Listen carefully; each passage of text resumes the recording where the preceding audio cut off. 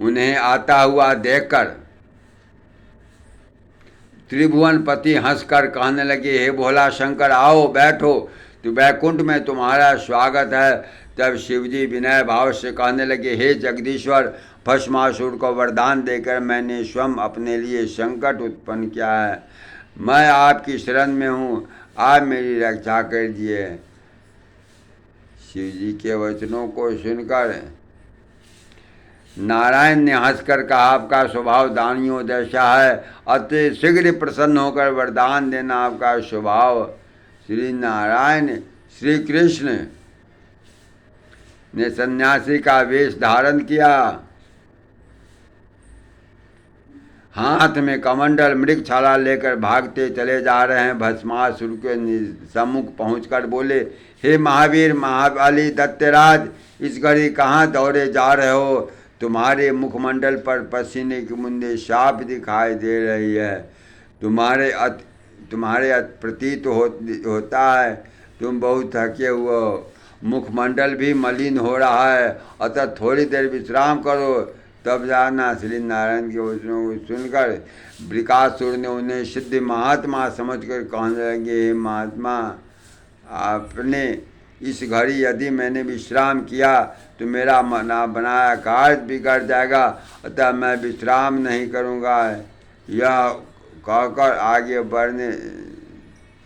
बढ़ जाएगा, अतः मैं विश्राम नहीं करूँगा। यह कहकर वो आगे बढ़ने को उद्यत हुआ।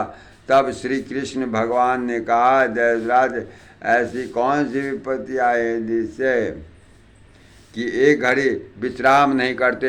हे राजा परीक्षित, उनके वचनों को सुनकर वृकासुर ने वृत्तांत बतलाया। तब अंतर्यामी भगवान हंसकर कहने लगे, हे दैत्य शिरोमणि, तुम भी महामूर्ख हो जो भांग धतूरा खाने वाले शंकर के वचनों पर विश्वास करते हो और फिर रहो। तुम्हारा यह नंग धड़ंग शंकर भूत प्रेत बैतालों का संगी साथी है। दग्ध प्रजापति के श्राप के कारण अब उसे वरदान अथवा श्राप देने की शक्ति नहीं रही। कारण तुम उसे वरदान अथवा श्राप देने की शक्ति नहीं रही।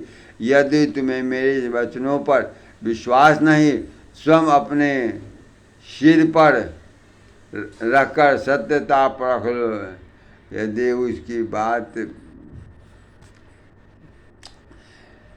उसकी बात असत्य होती तो उसे अवश्य जाकर दंड दो। उसके वचनों को सुनकर भस्मासुर का हृदय चंचल होने लगा। उसने विचार किया, शायद यह सन्यासी सत्य कह रहे हैं।